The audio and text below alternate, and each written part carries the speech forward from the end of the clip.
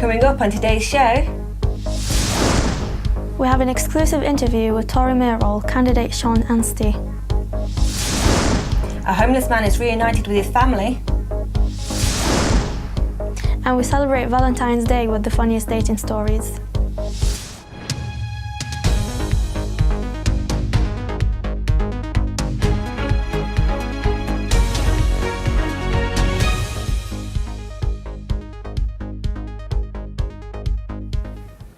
Hello and welcome to Quays News. Now, last week we heard from Labour MP Andy Burnham about his bid to become the first mayor of Greater Manchester. This week is the turn of Tory MP candidate Sean Anstey. I met up with the country's youngest councillor this week to ask him what his plans are for Greater Manchester. The manifesto that we'll launch probably in mid-March is going to try and cover what does it mean to grow up and live in Greater Manchester. So from the moment you're born through to the moment you leave Greater Manchester. If you think about all that Greater Manchester can be, as we leave the European Union, we should be trading with other parts of the world, so we should be much more global and outward looking to get investment in new jobs and infrastructure, all of those things that we want to see for people across the city. So I'm very committed to making sure that we increase, like I say, the supply of homes. We have proposals already across Greater Manchester to build an extra 226,000 homes between now and 2035, so it's a significant scheme to say that we need to, if we want to make sure that we're a great place to live, where people, we do some of the things that we were talking about already, so the city is easier for people to get around, that people can get on with the jobs that are being created across Greater Manchester. You also need to have great places for people to live. So one of the most important aspects of this candidacy is transport.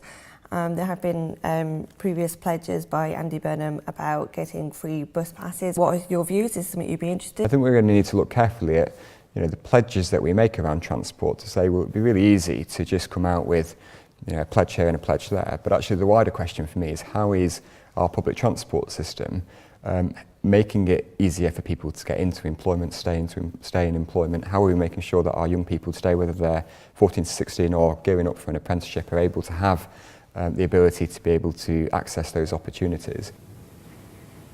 On Sunday night, flames ripped through a historic church in Salford. Now a community is joining together to raise £100,000 to try and save the church of a session in Lower Broughton. The church, which was built over 140 years ago, managed to survive 2 world wars, but it was destroyed in less than 1 hour on Sunday night. Police are treating the fire as arson, as CCTV footage shows a man running away from the scene. The mother of a 3-year-old boy from Manchester who has cerebral palsy is trying to raise £70,000 to send him to the US for treatment, which could dramatically improve his quality of life. Our reporter Emily Jones has more. At just 3 years old, Zach Fielding suffers with cerebral palsy. Zach was starved of oxygen at birth and suffers with brain damage. The result of Zach's condition is nerve damage on the right side of his body, but to the surprise of doctors and his family, he began to walk just after his 3rd birthday. He enjoys going to the park, painting, any sort of messy play. He absolutely loves messy play. He just enjoys everything, to be honest with you. He does love doing everything. Approximately 1 in every 400 children across the UK is affected by cerebral palsy. Zach and his family are aiming to raise funds for Zach to have SDF therapy. This treatment is currently unavailable in the UK, and so Zach would need to be sent to America at a cost of over £70,000. It would secure his future, and anything is him progressing, his body going bad. I don't want him to end up in a wheelchair as an adult, or a lot of cerebral palsy adults complain of pain that they're in every single day, and the older they get, the worse the pain gets, and they end up with rheumatics and all sorts. And I want, if there's anything out there that will avoid Zach having pain in the future, then I want him to have it. So far, around £28,000 has been raised for Zach's cause. Zach's family and friends hope that they raise the remaining funds to help give Zach a brighter future. Emily Jones, Quays News. A Salford ex-offenders rehabilitation expert has challenged Liz Truss to come up and visit his community centre. He thinks the Greater Manchester Prison Project is the blueprint for the prison reform that the Justice Secretary is looking for. Charles Creasy reports. A Salford prison rehabilitation expert has challenged the government to put its money where its mouth is on prison policy, barely a week before the Justice Minister gave a flagship speech to address prison overcrowding. Ms Truss proposed a stronger prison inspectorate, improving rehab and other help for drug offenders. But in an email sent only last week, the head of the Greater Manchester Prison Project, Alec McFadden, told Liz Truss, "We've been doing this for years." Yes, we wrote to her last week. We've had a lot of help. There's 15 MPs been assisting us, and it was the idea of Graham Brady to invite Liz Truss up to actually see what we do, because it works. Alec's prison project gets ex-offenders into secure accommodation, helps them kick the drugs habit and gives them CV and IT skills so they can find work. He's been in and out of prison for 30 years. He did his latest stint at HMP Manchester 18 months ago. He says Alec's scheme has helped him get his life back together. It's not just the jail problem, it's the aftercare afterwards. Otherwise, someone said not that long ago, it's a revolving door. All you're doing is sending people out to, bring them back for 28 days? Do it again? It doesn't work. If Liz Truss has been criticised for lacking concrete policy, Alec McFadden thinks he's got the solution and the blueprint the government needs. Charles Creasy, Quays News. It's not often you can get a feel-good story when it comes to homelessness, but for one man who had been sleeping rough in Oldham, he was able to get a roof back over his head, thanks to the actions of one kind woman. Bev O'Connor came to regional attention recently after giving £15 to an Oldham cafe and asking them to feed a homeless man for the week. After her gesture was shared on Facebook, Bev went to find the man to tell him. It was on her return that she ran into Keith Taylor from volunteer group Streets Ahead. They all began talking, and the rest is right out of the pages of Hollywood. I went back down about 9:30 at night, and that's when I bumped into, there was another guy they were already talking to him, Keith from Streets Ahead.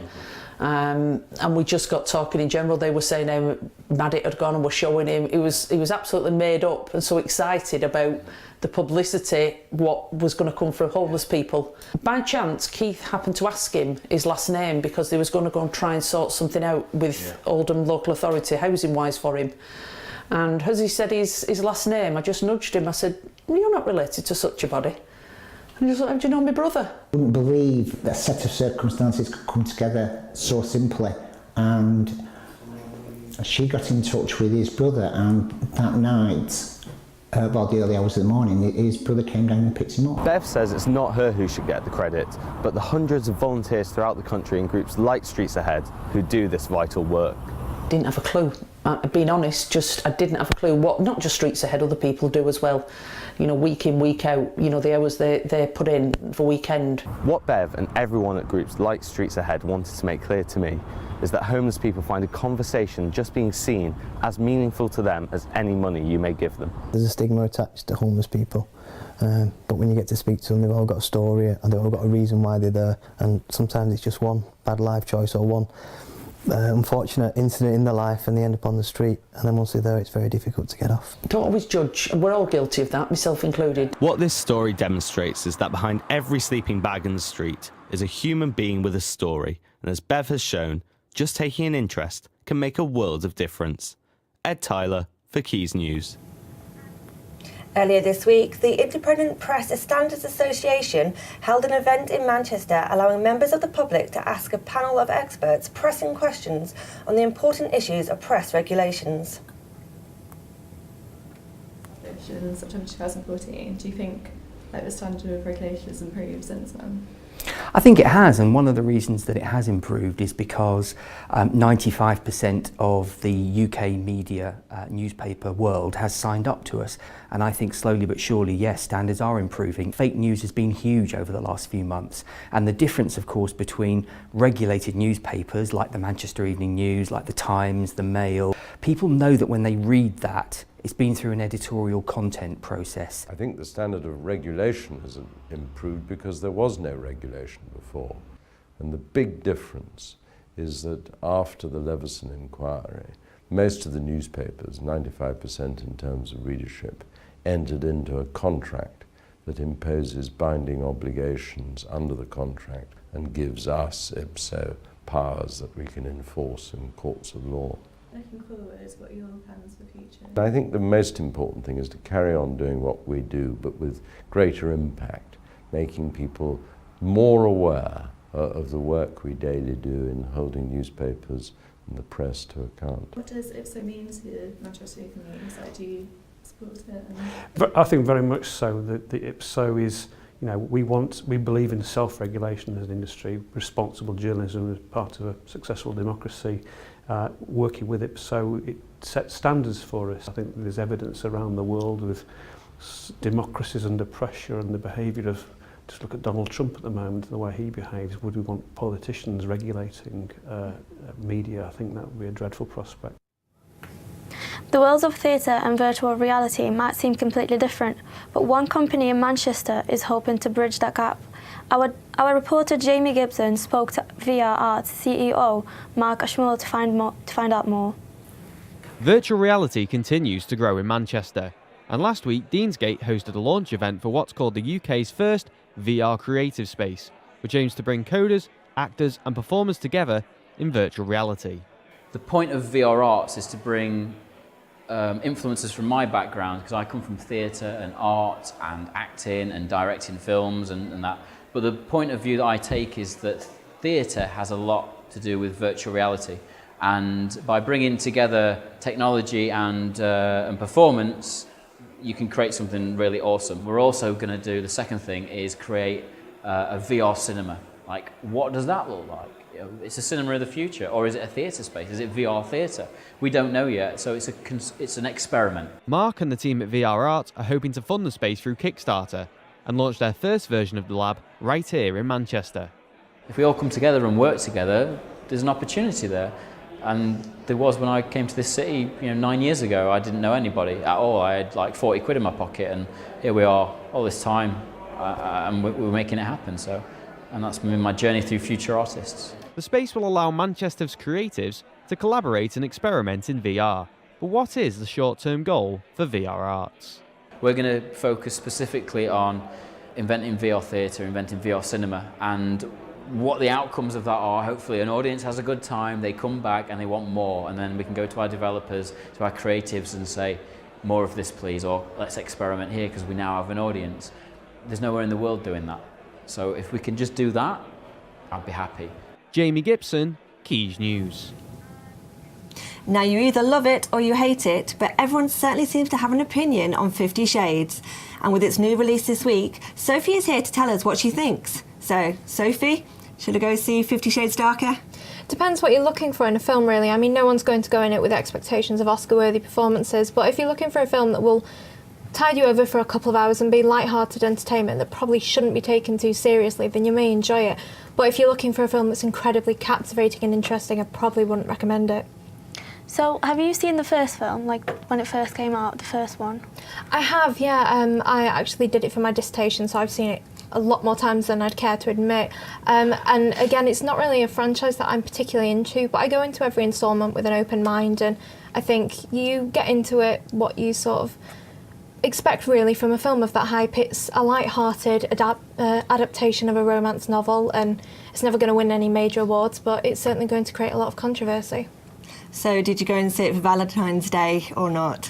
I didn't. I saw it on the night that it opened, and I watched. It was actually quite quiet to begin with in the cinema, but eventually it was packed.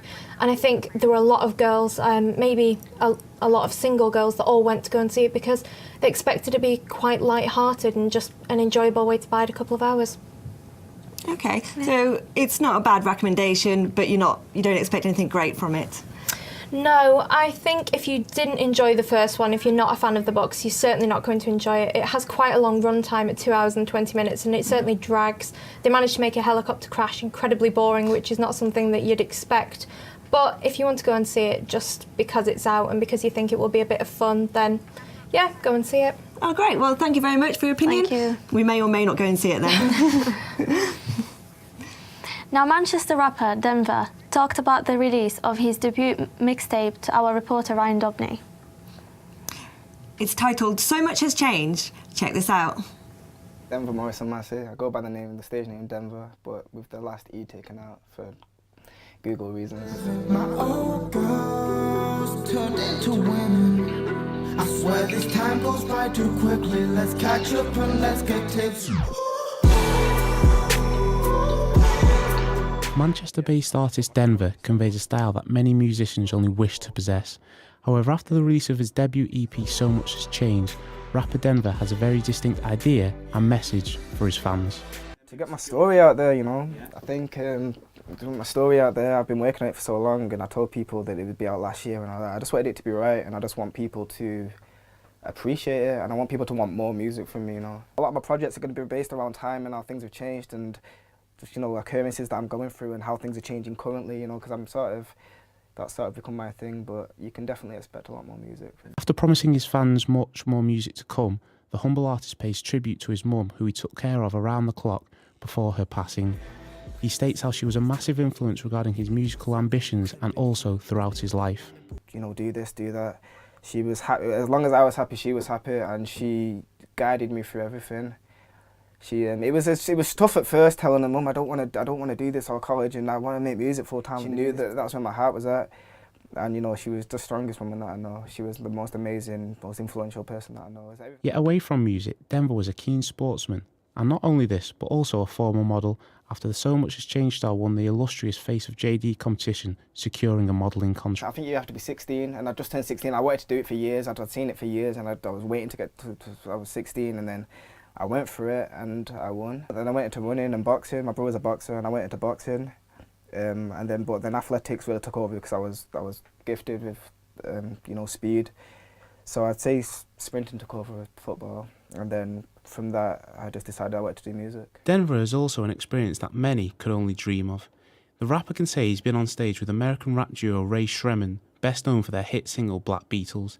The experience assured the artist that music was the path and career he wanted to take. You do this every night, you know what I'm saying, and I needed to. It just makes me want to go home and just make music. That's all I want to do, just make music constantly.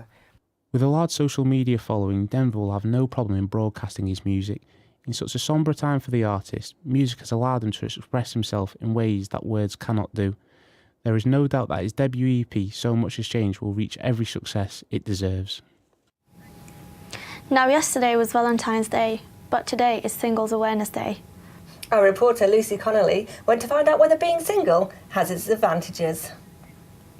Today is Singles Awareness Day, and I've been out and about chatting to people about their dating disasters, proving that there are definitely some advantages to being single.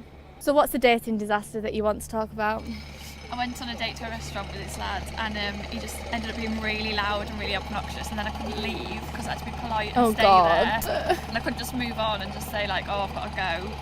So what did you do? I had to sit there and wait for the end of the meal and then just never text him again. I was going out with this girl, you know, everything was going great, and we thought, oh, we'll take our relationship to the next level, fantastic.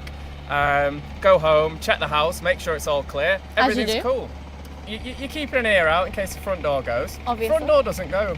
Suddenly, someone walks in. Obviously, a bit of covering up. So who was it who walked in? It was her stepdad. I got talking to this girl. I was about 14, 15 at the time. And she sounded absolutely gorgeous. She put herself over as really gorgeous. So we said we'd have an eyeball, which means meeting up. And I tell you what, I met up with her. And she was as round as she was tall. We ended up in like a field, under some stars, nice and romantic. I thought, oh, this is going well. Got the kiss. And then the next day, she literally, well, like in that week, she came to us all and she was like, she went to uni with us in Wolverhampton, and she said, oh guys, I'm sad to have to tell you this, but I'm moving back to London. And I haven't seen her since. Oh! So, if you see a single person today, leave them alone. They've been through enough. Lucy Connolly, Quays News. Well, some horror stories there, but that's it from us today. We'll be back next week at the same time. Goodbye.